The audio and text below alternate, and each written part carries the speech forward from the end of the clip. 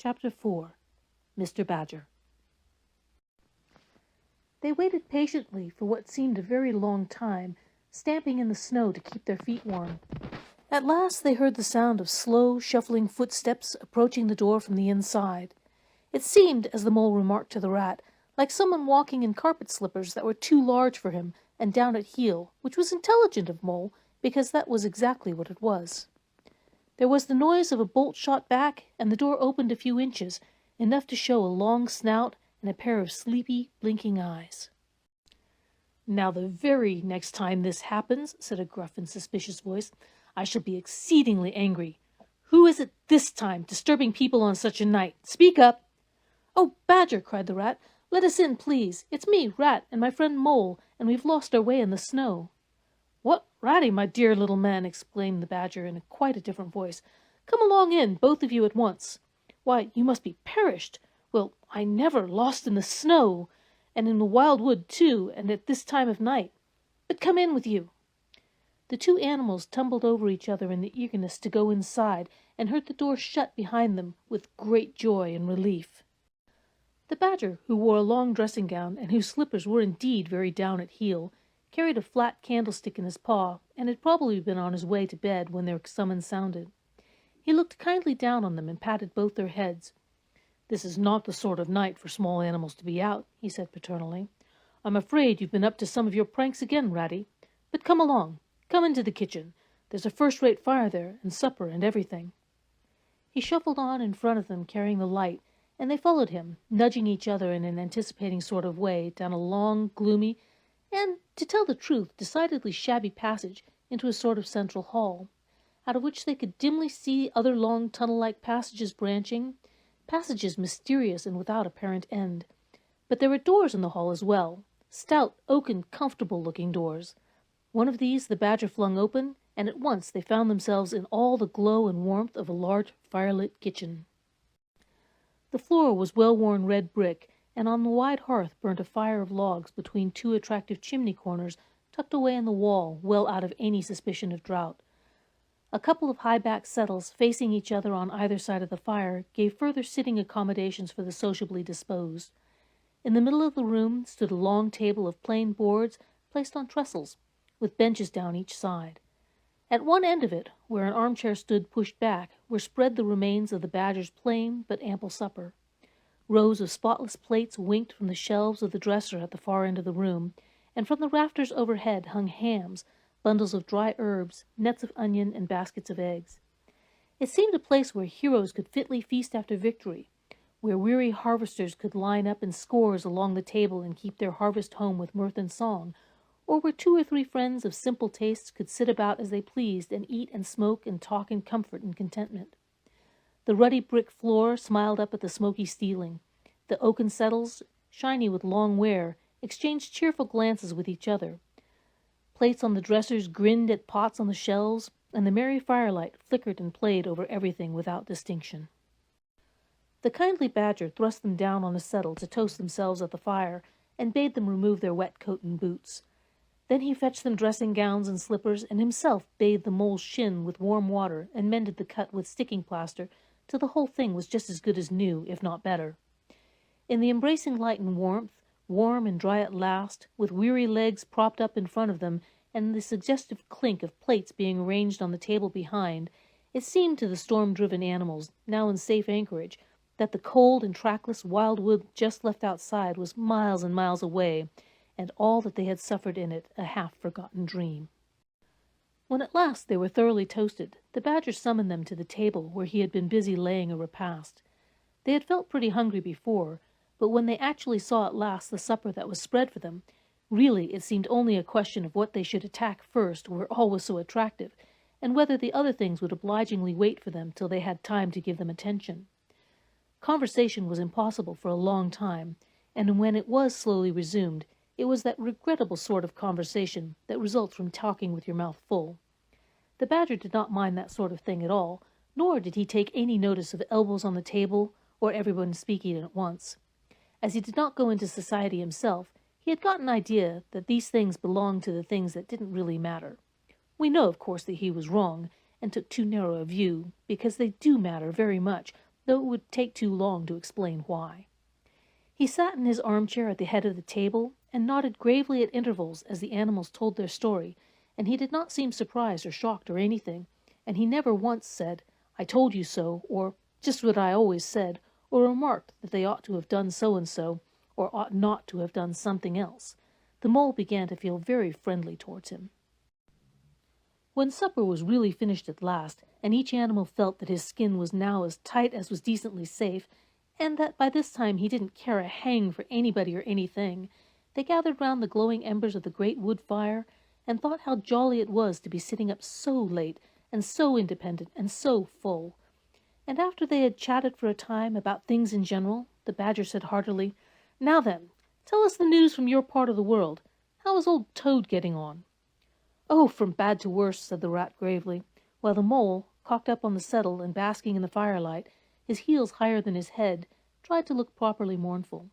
"Another smash-up only last week, and a bad one. You see, he will insist on driving himself, and he's hopelessly incapable. If he'd only employ a decent, steady, well-trained animal, pay him good wages and leave everything to him, he'd get on all right. But no, he's convinced he's a heaven-born driver, and nobody can teach him anything, and all the rest follows." "How many has he had?" inquired the Badger gloomily. "Smashes or machines?" asked the Rat. "Oh, well, after all, it's the same thing with Toad. This is the 7th. As for the others, you know that coach-house of his? Well, it's piled up, literally piled up to the roof, with fragments of motor cars, none of them bigger than your hat. That accounts for the other 6, so far as they can be accounted for." "He's been in hospital 3 times, put in the Mole. "And as for the fines he's had to pay, it's simply awful to think of." "Yes, and that's part of the trouble," continued the Rat. "Toad's rich, we all know, but he's not a millionaire. And he's a hopelessly bad driver, and quite regardless of law and order. Killed or ruined, it's got to be one of the 2 things, sooner or later. Badger, we're his friends. Oughtn't we do something?" The Badger went through a bit of hard thinking. "Now look here," he said at last, rather severely. "Of course you know I can't do anything now." His 2 friends assented, quite understanding his point. No animal, according to the rules of animal etiquette, is ever expected to do anything strenuous or heroic or even moderately active during the off-season of winter. All are sleepy, some actually asleep. All are weather-bound, more or less, and all are resting from arduous days and nights during which every muscle in them has been severely tested and every energy kept at full stretch. "Very well, then," continued the Badger. "But when once the year has really turned, and the nights are shorter, and halfway through them one rouses and feels fidgety and wanting to be up and doing by sunrise, if not before, you know." Both animals nodded gravely. They knew. "Well, then," went on the Badger, "we, that is, you and me and our friend the Mole here, we'll take Toad seriously in hand. We'll stand no nonsense whatever. We'll bring him back to reason by force if need be. We'll make him be a sensible Toad. We'll—" "You're asleep, Rat." "Not me," said the Rat, waking up with a jerk. "He's been asleep 2 or 3 times since supper," said the Mole, laughing. He himself was feeling quite wakeful and even lively, though he didn't know why. The reason was, of course, that he, being naturally an underground animal by birth and breeding, the situation of Badger's house exactly suited him and made him feel at home, while the Rat, who slept every night in a bedroom the windows of which opened on a breezy river, naturally felt the atmosphere still and oppressive. "Well, it's time we were all in bed," said the Badger, getting up and fetching flat candlesticks. "Come along, you 2, and I'll show you your quarters. And take your time tomorrow morning. Breakfast at any hour you please." He conducted the 2 animals to a long room that seemed half bedchamber and half loft. The Badger's winter stores, which indeed were visible everywhere, took up half the room.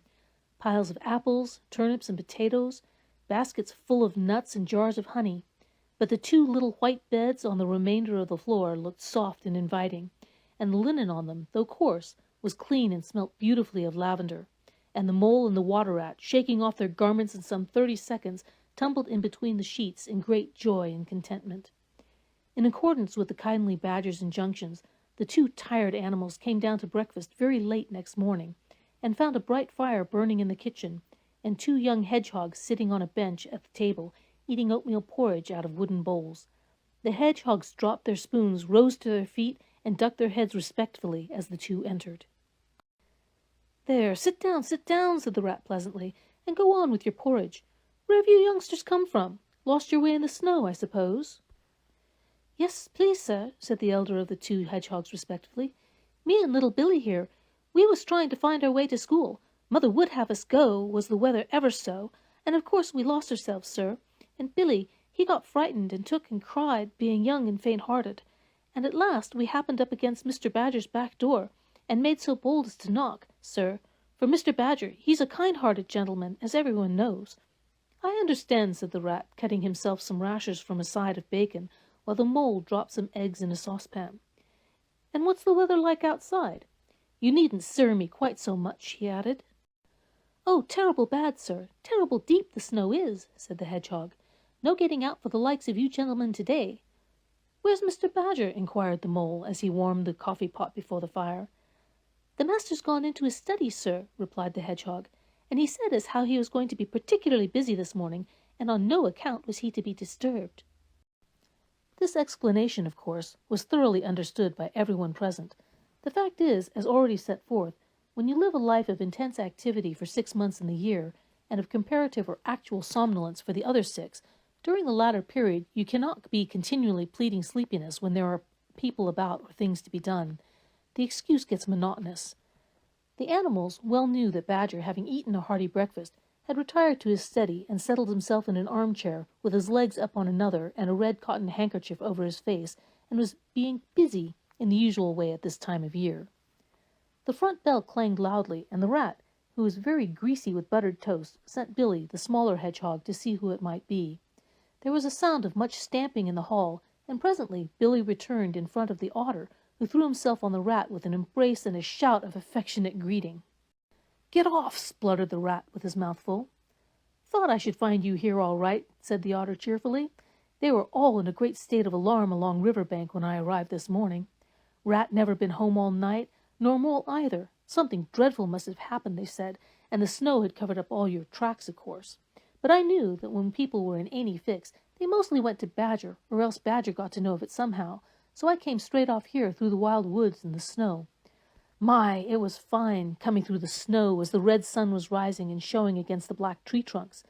As you went along in the stillness, every now and then, masses of snow slid off the branches suddenly with a flop, making you jump and run for cover. Snow castles and snow caverns had sprung up out of nowhere in the night, and snow bridges, terraces, ramparts. I could have stayed and played with them for hours. Here and there, great branches had been torn away by the sheer weight of the snow, and robins perched and hopped on them in their perky, conceited way, just as if they had done it themselves. A ragged string of wild geese passed overhead, high on the grey sky, and a few rooks whirled over the trees, inspected and flapped off homeward into the disgusted expression. But I met no sensible being to ask news of. About halfway across I came on a rabbit sitting on a stump, cleaning his silly face with his paws. He was a pretty scared animal when I crept up behind him and placed a heavy forepaw on his shoulder. I had to cuff his head once or twice to get any sense out of it at all. At last I managed to extract from him that Mole had been seen in the wild wood last night by one of them. It was the talk of the burrows, he said, how Mole, Mr. Rat's particular friend, was in a bad fix, how he had lost his way, and they were up and out hunting, and were chivying him around and round. Then why didn't any of you do something? I asked. You mayn't be blessed with brains, but there are hundreds and hundreds of you, big stout fellows as fat as butter, and your burrows running in all directions, and you could have taken him in and made him safe and comfortable, or tried to at all events. What, us? He merely said. Do something? Us rabbits? So I cuffed him again and left him. There was nothing else to be done. At any rate, I'd learnt something, and if I had had the luck to meet any of them, I'd have learned something more, or they would. Weren't you at all, nervous? Asked the Mole, some of yesterday's terror coming back to him at the mention of the wild wood. Nervous? The Otter showed a gleaming set of strong white teeth as he laughed. I'd give 'em nerves if any of them tried anything on with me. Here, Mole, fry me some slices of ham like the good little chap you are. I'm frightfully hungry, and I've got any amount to say to Ratty here. Haven't seen him for an age. So the good-natured Mole, having cut some slices of ham, set the hedgehogs to fry it, and returned to his own breakfast, while the Otter and the Rat, their heads together, eagerly talked river shop, which is long shop and talk that is endless, running on like the babbling river itself. A plate of fried ham had just been cleared and sent back for more, when the badger entered, yawning and rubbing his eyes, and greeted them all in his quiet, simple way, with the kind inquiries for everyone. "It must be getting on luncheon time," he remarked to the otter. "Better stop and have it with us. You must be hungry this cold morning." "Rather," replied the otter, winking at the mole. "The sight of these greedy young hedgehogs stuffing themselves with fried ham makes me positively famished." The hedgehogs, who were just beginning to feel hungry again after their porridge and after working so hard at their frying, looked timidly up at Mr. Badger, but were too shy to say anything. "Here, you two youngsters, be off home to your mother," said the badger kindly. "I'll send someone with you to show you the way. You won't want any dinner tonight, I'll be bound." He gave them 6 pence apiece and a pat on the head, and they went off with much respectful swinging of caps and touching of forelocks. Presently they all sat down to luncheon together. The mole found himself placed next to Mr. Badger, and as the other two were still deep in river gossip from which nothing could divert them, he took the opportunity to tell Badger how comfortable and homelike it all felt to him. "Once well underground," he said, "you know exactly where you are. Nothing can happen to you and nothing can get at you. You're entirely your own master, and you don't have to consult anybody or mind what they say. Things go on all the same overhead, and you let 'em and don't bother about 'em. When you want to, up you go, and there the things are, waiting for you." The badger simply beamed on him. "That's exactly what I say," he replied. "There's no security or peace and tranquility except underground. And then, if your ideas get larger and you want to expand, why, a dig and a scrape, and there you are. If you feel your house is a bit too big, you stop up a hole or two, and there you are again. No builders, no tradesmen, no remarks passed on you by fellows looking over your wall, and above all, no weather. Look at Rat now. A couple of feet of flood water, and he's got to move into hired lodgings, uncomfortable, inconveniently situated, and horribly expensive. Take Toad. I say nothing against Toad Hall, quite the best house in these parts as a house. But supposing a fire breaks out, where's Toad? Supposing tiles are blown off, or walls sink or crack, or windows get broken, where's Toad? Supposing the rooms are draughty. I hate a draught myself. Where's Toad? No, up and out of doors is good enough to roam about and get one's living in, but underground to come back to at last, that's my idea of home." The mole assented heartily, and the badger, in consequence, got very friendly with him. "When lunch is over," he said, "I'll take you all round this little place of mine. I can see you'll appreciate it. You understand what domestic architecture ought to be, you do." After luncheon, accordingly, when the other two had settled themselves into the chimney corner and started a heated argument on the subject of eels, the badger lighted a lantern and bade the mole follow him. Crossing the hall, they passed down one of the principal tunnels, and the wavering light of the lantern gave glimpses on either side of rooms both large and small, some mere cupboards, others nearly as broad and imposing as Toad's dining hall. A narrow passage at right angles led them into another corridor, and here the same thing was repeated. The mole was staggered at the size, the extent, the ramifications of it all, at the length of the dim passages, the solid vaultings of the crammed store chambers, the masonry everywhere, the pillars, the arches, the pavement. "How on earth, Badger," he said at last, "did you ever find time and strength to do all this? It's astonishing." "It would be astonishing indeed," said the badger simply, "if I had done it. But as a matter of fact, I did none of it, only cleaned out the passages and chambers as far as I had need of them. There's lots more of it, all round about. I see you don't understand, and I must explain it to you. Well, very long ago, on the spot where the wildwood waves now, before ever it had planted itself and grown up to what it is now, there was a city of people, you know. Here, where we are standing, they lived, and walked, and talked, and slept, and carried on their business. Here they stabled their horses and feasted. From here they rode out to fight or drove out to trade. They were a powerful people, and rich, and great builders. They built to last, for they thought their city would last forever." "But what has become of them all?" asked the mole. "Who can tell?" said the badger. "People come, they stay for a while, they flourish, they build, and they go. It is their way, but we remain. There were badgers here, I've been told, long before that same city ever came to be, and now there are badgers here again. We are an enduring lot, and we may move out for a time, but we wait and are patient, and back we come, and so it will ever be." "Well, and when they went at last, those people," said the mole. "When they went," continued the badger, "the strong winds and persistent rains took the matter in hand, patiently, ceaselessly, year after year. Perhaps we badgers, too, in our small way, helped a little. Who knows? It was all down, down, down, gradually, ruin and leveling and disappearance. Then it was all up, up, up, gradually, as seeds grew into saplings, and saplings to forest trees, and bramble and fern came creeping in to help. Leaf mold rose and obliterated. Streams in their winter freshets brought sand and soil to clog and to cover, and in course of time our home was ready for us again, and we moved in. Up above us, on the surface, the same thing happened. Animals arrived, liked the look of the place, and took up their quarters, settled down, spread, and flourished. They didn't bother themselves about the past. They never do. They're too busy. The place was a bit humpy and hillocky naturally, and full of holes, but that was rather an advantage. And they don't bother about the future either. The future when perhaps people will move in again, for a time, as may very well be. The Wild Wood is pretty well populated by now, with all the usual lot, good, bad, and indifferent. I name no names. It takes all sort to make a world, but I fancy you know something about them yourself by this time. I do indeed, said the Mole with a slight shiver. Well, well, said the Badger, patting him on the shoulder. It was your first experience of them, you see. They're not so bad, really, and we must all live and let live. But I'll pass the word around tomorrow, and I think you'll have no further trouble. Any friend of mine walks where he likes in this country, or I'll know the reason why. When they got back to the kitchen again, they found the Rat walking up and down, very restless. The underground atmosphere was oppressing him and getting on his nerves, and he seemed really to be afraid that the river would run away if he wasn't there to look after it. So he had his overcoat on and his pistols thrust into his belt again. Come along, Mole, he said anxiously, as soon as he caught sight of him. We must get off while it's daylight. Don't want to spend another night in the Wild Wood again. It'll be all right, my fine fellow, said the Otter. I'm coming along with you, and I know every path blindfold, and if there's a head that needs to be punched, you can confidently rely upon me to punch it. You really needn't fret, Ratty, added the Badger placidly. My passages run further than you think, and I've bolt holes to the edge of the wood in several directions, though I don't care for everybody to know about them. When you really have to go, you shall leave by one of my shortcuts. Meantime, make yourself easy and sit down again.